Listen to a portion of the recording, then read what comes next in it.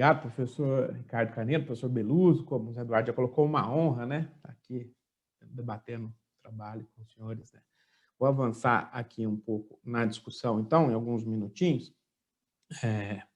Tudo ok com a minha tela? Sim, né?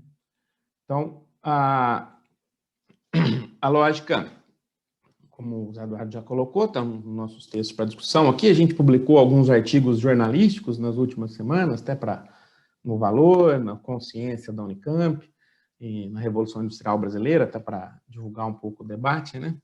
Mas só queria reforçar, pegando esse gancho aqui, como a gente havia debatido antes, da heterogeneidade, a gente parte da hipótese no trabalho, ao observar a estratégia do desenvolvimento chinesa, obviamente a gente se contrapõe a uma leitura linear, etapista, monoeconomista, como ocioso dizer, né? Mas mais do que isso, a gente parte da hipótese de que que a estratégia de desenvolvimento chinesa é marcada pela coexistência de diversos estágios, né? Entre muitas aspas, do desenvolvimento, que estão associadas ao aprofundamento da heterogeneidade, né?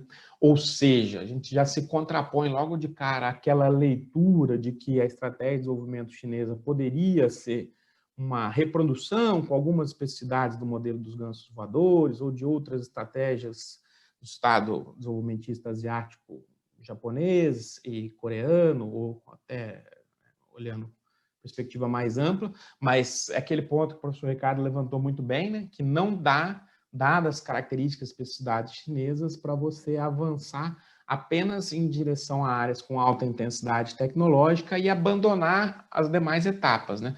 Ou seja, então, assim, em outros termos, né, ao mesmo tempo que a gente está olhando aqui, está muito preocupado com a disputa tecnológica, a política industrial chinesa extremamente virtuosa no que se convencionou chamar de indústria 4.0, nos parece muito claro que eles não vão abandonar os estágios anteriores de uma estratégia de desenvolvimento que estão vinculados a ainda ser a fábrica do mundo, a uma parcela importante da produção ser baseada em baixo custo, né, de maneira mais ampla, né, e alguns indicadores nessa direção que a gente traz, só para ilustrar um pouco o que fundamenta essa hipótese, né, pensando aqui em 2017, os setores intensivos em trabalho e em recursos naturais ainda representavam 38% do valor adicionado manufatureiro chinês.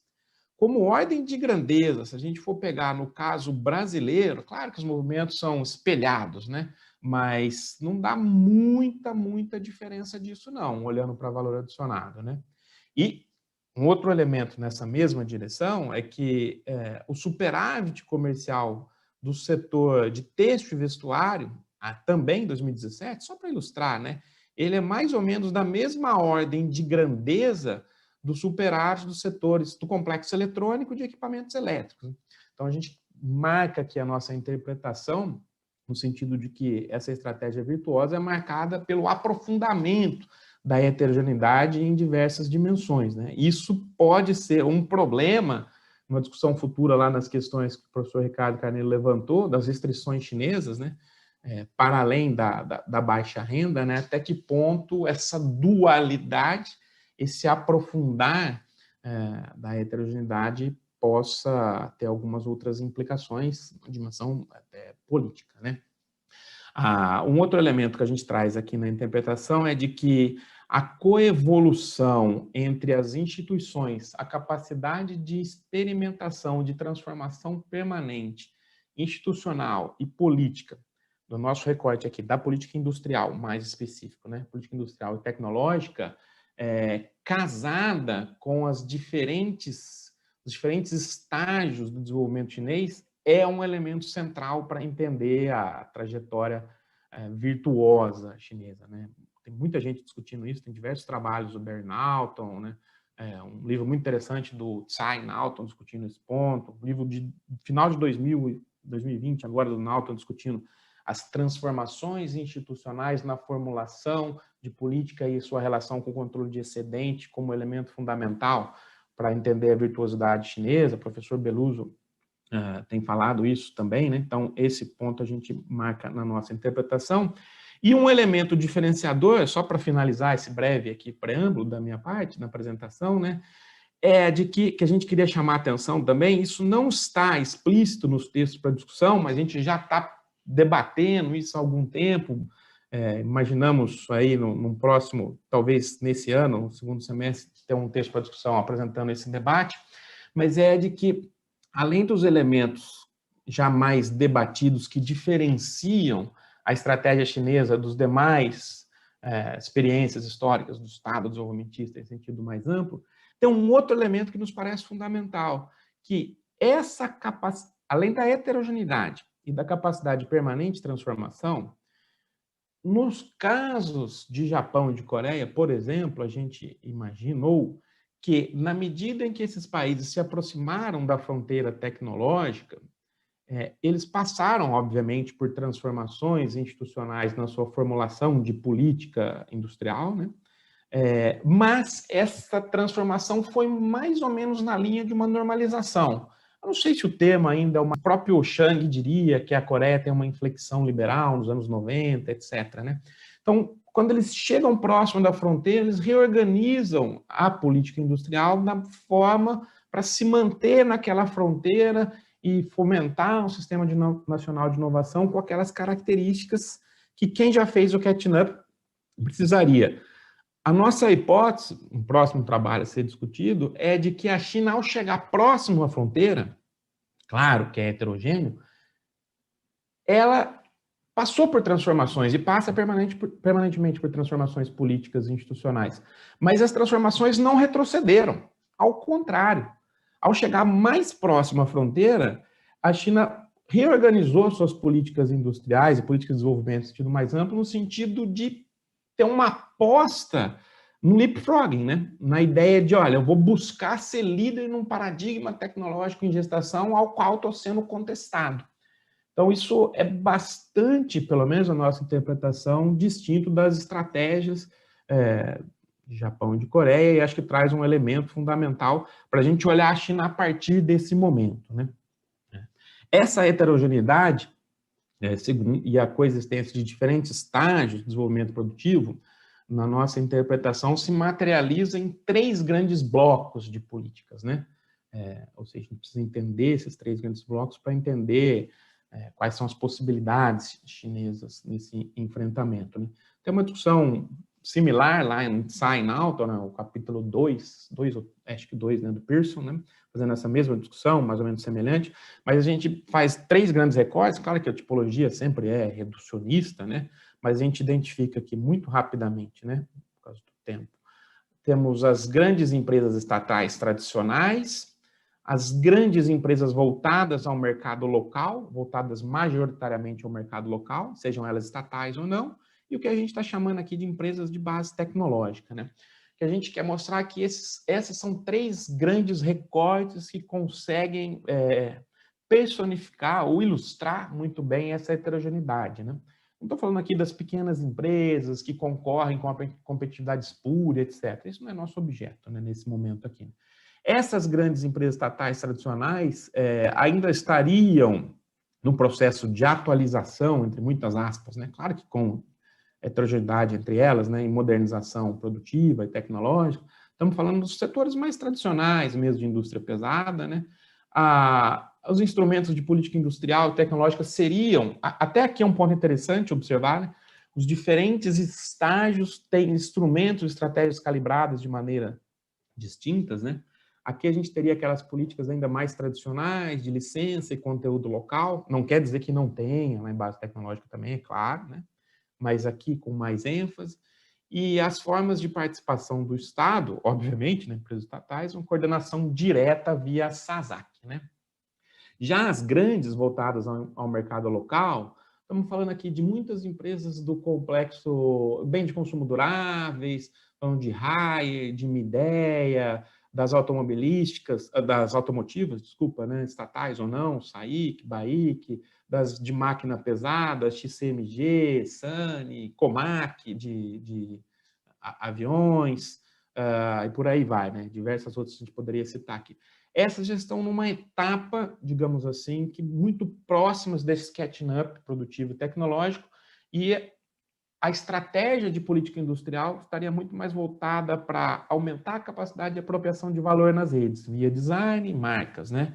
Os instrumentos aí passariam muito pelaquela lógica da socialização do investimento, né? O Elias fala bastante disso também, o Burlamark fala isso, o professor Beluso fala isso, bastante gente discute esse ponto, né? Socialização do investimento, e utilizando dois grandes instrumentos, que é a busca pela eficiência schumpeteriana e keynesiana, casado. Então, esse seria um elemento central da política industrial chinesa para esses setores, né? E aqui a aquisição de marcas e mercados seria um instrumento para a internacionalização bastante virtuoso. As empresas de base tecnológica, já muitas delas na fronteira, né? Muitas delas próximas à fronteira, claro que aí varia segundo os segmentos, a gente discute daqui a pouquinho, né? E os instrumentos de política industrial e tecnológica já seriam muito mais pervasivos, né? Uma lógica muito mais sistêmica, né? Aqueles que o Roselino apresentou anteriormente, né? Tem um incentivo ao aprendizado no sentido mais amplo, né? Sentido ao financiamento do conhecimento, financiamento das atividades inovativas, padrões tecnológicos, locais, né? Proximidade com os modelos de negócio, etc. E as fusões e aquisições seriam muito mais de natureza tecnológica, né? Esse é um outro ponto que a gente gosta de enfatizar, a ideia das fusões e aquisições, não a partir das suas vantagens comparativas, mas das suas desvantagens comparativas, né? Esse é um ponto que foi barrado recentemente pela reação tecnonacionalista dos países centrais, né? Na indústria 4.0 em si, né, que convencionou se chamar de indústria 4.0, né, a gente propõe aqui uma segmentação dessa indústria em camadas para a gente tentar entender as diferentes, a questão que o Ricardo levantou agora há pouco também, né, de olha, não é saber assim, quais são, quem vai vencer essa guerra e como, né, mas tentar olhar um pouco para as fragilidades, possibilidades, e a gente acha que essa resposta ela é mais completa, digamos assim, olhando para os segmentos, para as camadas. Então, aqui a gente propõe uma segmentação da indústria 4.0 em 3 camadas e 2 elementos transversais, né? Então, a gente teria que olhar primeiro para a infraestrutura tecnológica habilitadora, uma camada do meio seria a integração tecnológica, né? Estou falando de robotização, machine learning, né? Na infraestrutura, cloud computing, internet das coisas, IoT, né, semicondutores avançados. Claro que há heterogeneidade dentro das camadas também. E na última camada, que é aquela materialização dos sistemas cyberfísicos, teríamos a manufatura inteligente e os serviços inteligentes, né? De maneira pervasiva a todas essas camadas, a gente teria uma tecnologia habilitadora, que seria basicamente Big Data, né? E a inteligência artificial como algo muito além da dimensão tecnológica, mas como um instrumento para a geração e apropriação do valor decisivo nessa dinâmica concorrencial inovativa, né? Olhando para esses segmentos, para cada um deles, e vendo as vantagens e desvantagens chinesas, né, a gente sugere no nosso trabalho que aquele em que a China parece ter uma maior vantagem quando comparado aos Estados Unidos é o dos serviços inteligentes, ou seja, é o topo ali da camada, sistemas cyberfísicos baseados em serviços inteligentes, né? O que a gente está falando? A China tem um grande mercado doméstico protegido, historicamente, obviamente, do acesso das empresas de tecnologia de informação em serviços nesse mercado, né? Um volume gigantesco de dados, que é fundamental para o treinamento dos algoritmos da inteligência artificial, que é o elemento distinto na capacidade de geração de valor e na diferenciação nessas indústrias, né? O conhecimento das especificidades do mercado local nos serviços inteligentes é muito, muito, muito importante como elemento diferenciador, né? E aqui entra talvez o principal elemento, né? A principal vantagem chinesa. Como essas tecnologias organizam-se muito em torno de uma lógica de plataformas tecnológicas, você criar externalidades de rede de forma a aprisionar o usuário, através de mecanismos de lock-in, né, os schumpeterianos diriam, né, permite com que as empresas, que hajam forças concentradoras muito grandes, né? Nesse cenário em que você tem um mercado protegido, um grande dinamismo tecnológico, um volume de transações gigantescos, até pela especificidade cultural chinesa e no que diz respeito à adoção dessas tecnologias, e um grande poder de coordenação pública, por meio de políticas públicas, estabelecimento de cidades inteligentes, outras que a gente vai discutir daqui a pouquinho. Então, a gente acha que é o segmento em que a China, a economia chinesa tem as principais vantagens. Os principais agentes, né, que seriam os catalisadores dessas vantagens, são grandes empresas de destaque internacional, né, como Baidu, Alibaba, Tencent, iFlyTech, Megvii, diversas outras, né? Essas empresas estão sendo organizadas deliberadamente por uma política muito clara do Estado, como forma de se organizarem no sentido de criar plataformas tecnológicas chinesas, trabalharem juntas, na maior parte dos casos coordenadas implicitamente pelo Alibaba ou pela Tencent, né? Mas criando soluções empacotadadas, fundidas, que podem ser importantes para consolidar o padrão em gestação, né? Além disso, outros agentes, você tem um sistema de venture capital emergente, né? Uma nova forma de configuração dos investimentos públicos através das State Capital Investment and Operations, né? Uma forma de você criar participação de empresas estatais em fundos de investimento para determinadas tecnologias, né? Outras fortes, outras agentes, né? Outros pontos importantes, desculpa, né? Dessa superioridade chinesa na nossa interpretação de serviços inteligentes, né? A gente pode mostrar que há uma grande presença das empresas, tanto nos segmentos concentrados, esse que eu falei, de líderes de plataforma, quanto naquele onde há forças centrífugas, onde tem uma miríade de pequenas empresas, de startups, né? Que não são pequenas em termos de valores, né? Mas de base tecnológica, oferecendo inúmeras soluções, né? Que só para ilustrar, né? Havia, em meados do ano passado, 122 startups unicórnios chinesas, né, que valem mais de $1 bilhão. E o valor somado delas era 316 bilhões. O valor somado das unicórnios startups americanas era 322 bilhões, ou seja, o mesmo patamar, sendo que havia muito mais empresas estadunidenses unicórnios, né? Ou seja, os unicórnios chineses são muito valiosos e grandes, né? Os agentes da transformação nesses sistemas inteligentes, aqui os principais casos, né, para a gente colocar rapidamente, né, o Alibaba CityBrain, né, que é um conjunto de soluções desenvolvidas pelo Alibaba a partir do Alibaba Cloud, com a integração de uma miríade de outras empresas, com foco naquelas principais que a gente já citou, mas desenvolvendo serviços para cidades inteligentes. Então, no fundo, a ideia é digitalizar os serviços públicos, né, um conceito amplo de serviço público, né, não jurídico, né, e oferecer um empacotamento de soluções em cidades inteligentes. Algo que está sendo ainda bastante tateado no mundo inteiro.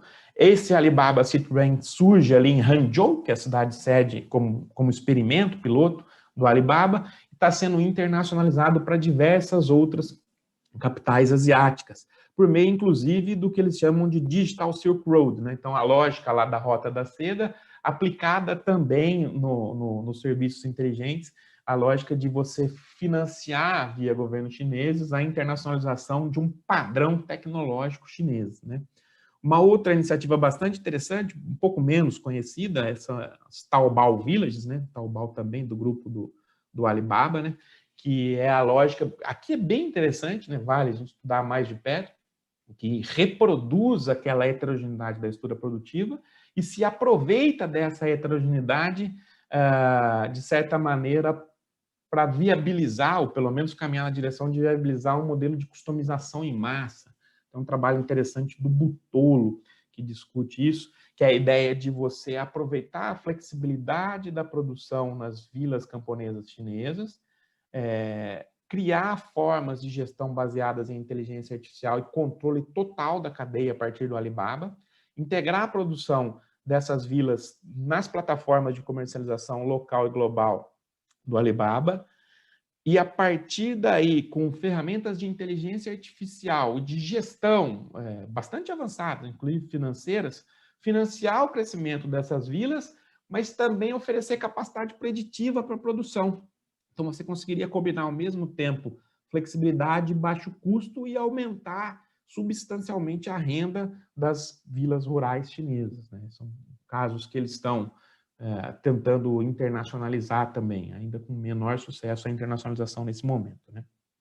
Segundo, vou acelerar aqui para já finalizar, segundo o layer aqui da estrutura, né, que a gente cita, são manufatura inteligente e integração tecnológica, né? Aqui parece que o conflito tecnológico seria menos explícito, menos direto, né?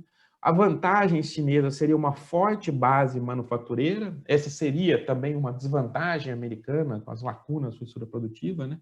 Uma complexa cadeia de suprimento, e um poder de coordenação, de planejamento e de socialização dos investimentos via SASAC gigantesco, gigantesco. Os agentes ainda seriam os centros de P&D, isso acontece muito nos Estados Unidos também, no período recente, né, quando você está empurrando a fronteira tecnológica, não tem paradigma consolidado, a lógica da experimentação, dos efeitos de demonstração via centros de P&D é fundamental para consolidar essas tecnologias, né? Claro que numa escala chinesa, a gente trazer aqui os números das experiências, né? Tanto os volumes envolvidos quanto a quantidade, é algo gigantesco, né? E muitas vezes em parceria com as grandes empresas estatais, né? Não só, mas também, né? Desvantagens chinesas aqui, há lacunas ainda no índice de robotização. O índice de robotização chinês ainda é muito baixo e tenderá a ser, né? Pensando em termos amplos, né? Em termos amplos, dada essa heterogeneidade, né? Tem uma heterogeneidade de estrutura produtiva muito grande, né? Mas eles têm tentado avançar também para contornar essa limitação e acelerar o processo com grandes parcerias com institutos de pesquisa alemães, né? Na parte da infraestrutura tecnológica habilitadora, né? Aqui tem diversos elementos, né? Se a gente for pensar em cloud computing, em infraestrutura de rede, a China tem destaque internacional, né? Aqui tem a Huawei, a ZTE como players globais, líderes em rede, com liderança quase que inconteste, né? Por outro lado, quando a gente olha para áreas mais soft de cloud computing, a mesma coisa. Alibaba, Baidu, Tencent, por todos aqueles elementos que a gente já falou antes, tem grande destaque. A limitação fundamental na infraestrutura tecnológica habilitadora é em semicondutores, né? Aqui a limitação é muito grande, né? Porque, basicamente, a indústria de semicondutores, falando muito rapidamente, né, é organizada de maneira muito concentrada globalmente. As grandes players eletrônicas, na maior parte dos casos, são fabless, né? Elas só fazem o design dos semicondutores, inclusive Apple, as grandes empresas de celulares, a Samsung não, né? A Intel tem produção interna, né? Mas a maior parte delas é fabless. Elas fazem o design, terceirizam a produção, e essa produção, na maior parte dos casos, dos produtos mais nobres, mais high-end, é feito pela taiwanesa, entra um elemento fundamental que não apareceu na nossa discussão até agora, mas o papel de Taiwan, né? TSMC. Virtualmente, a TSMC é a única empresa do mundo que consegue produzir os semicondutores de última geração. A Intel faz alguma coisa, a Samsung também, óbvio, bastante desenvolvidos, mas mais atrasados que a TSMC para consumo doméstico, né? Então, as empresas chinesas têm uma grande dependência da TSMC, a Huawei e a ZTE também, e outras. Com o desdobramento da guerra tecnológica, como a gente sabe, a TSMC foi proibida de vender tecnologia, vender esses chips semicondutores para as empresas chinesas, e outras empresas também. Como forma de tentar contornar essa limitação, há uma rodada muito grande de investimentos por parte desses fundos públicos chineses na SMIC, né, que é a principal fabricante chinesa de chips semicondutores, só que essa empresa ainda está mais ou menos uns 5 anos atrasada em relação à TSMC. Ela produz chips de 14 nanômetros e a TSMC produz de 5, o que o mercado especula, né? Que seriam mais ou menos 5 anos. E apesar dos investimentos gigantescos, da casa de dezenas de bilhões de dólares, só no ano passado, uma outra limitação foi colocada, que a gente tem basicamente uma única empresa no mundo que produz os equipamentos de litografia extremamente complexos, que é a holandesa ASML, que é a principal fabricante de máquinas e equipamentos para a indústria de semicondutores. Então, os chineses foram proibidos de comprar da TSMC, entre aspas, né? Estão tentando correr atrás via SMIC, mas a SMIC tentando comprar máquinas e equipamentos modernos da ASML, que também foram barrados, dada a ligação com o Departamento de Estado americano. No limite, no limite, no limite, se a gente exagerar um pouco, quem determina a evolução tecnológica da indústria de semicondutores no mundo é a ASML. É até o slogan deles, né? 1 nanômetro por vez. Então, você cerca os chineses nessas duas dimensões e isso é fundamental para barrar, ou pelo menos retardar a estratégia chinesa em chips dedicados à inteligência artificial, né? A inteligência artificial, os chineses têm um grande destaque também, né, por causa dos volumes de dados, flexibilidade de acesso aos dados, recursos gigantescos para essas áreas de atividade em agentes de destaque, como a gente já falou, né, coordenados pelo Estado, né. Finalizando aqui, as limitações, né, a gente observa que apesar do sucesso da política industrial chinesa, tem uma dependência quase que onipresente das tecnologias estadunidenses, né, é difícil pensar qualquer segmento do complexo eletrônico, principalmente desse mais em gestação ainda na indústria 4.0, que não tem a tecnologia estadunidense embarcada.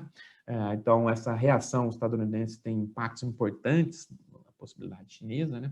O Sistema Nacional de Inovação chinês ainda tem deficiência em áreas básicas, né? Eles mesmos são claros nisso. Até o Kai-Fu Lee, que é um quadro do partido, não sei se é do partido, desculpa, mas é um proeminente professor de destaque na área de inteligência artificial na China e comandou essas áreas em diversas outras empresas americanas, né, na Google, se não me engano, e na Microsoft.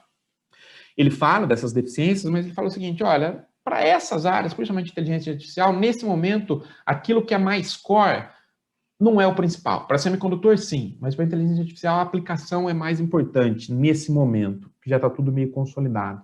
Então, seria uma limitação, né? Aqui, uma outra limitação que a gente levantou é que o confrontamento com a estratégia chinesa, com as marcas chinesas, ocorreu, apesar da nossa hipótese de ter demorado para ocorrer, né, na perspectiva americana, na perspectiva chinesa, ocorre no momento que as empresas ainda não são líderes, né, nas cadeias globais de valor. Um limite muito importante é de que, ao barrar o processo de internacionalização das empresas chinesas, estou bastante preocupado com esse, dada a lógica das plataformas, que é winner takes all, né, ou winner takes almost all, quando você barra essa internacionalização chinesa das plataformas, até que ponto você vai conseguir continuar com essa estratégia? Pegando o gancho aqui já com a pergunta do professor Ricardo Carneiro no que diz respeito à baixa renda chinesa, né? Ou seja, essa lógica, obviamente, do capital se extroverter, mas olhando ali para a plataforma tecnológica é fundamental. Então, ficar restrito ao mercado chinês ou algumas áreas de influência pode ter algumas implicações, né? E uma última limitação é que a dificuldade de curto prazo de se desvincular das dependências, da dependência das cadeias globais de valor como fonte de dinamismo mesmo, né? De novo, naquela lógica da heterogeneidade. Não é só a indústria 4.0, não é o mais nobre, mas essa reação ao avanço chinês, inclusive em áreas de baixo dinamismo, pode ter implicações importantes. Mais ou menos isso, algumas questões para a gente debater. Desculpa ter passado um pouco do tempo. Nada, foi ótimo. A exposição de vocês foi muito esclarecedora. Beluso, vamos lá, seus comentários.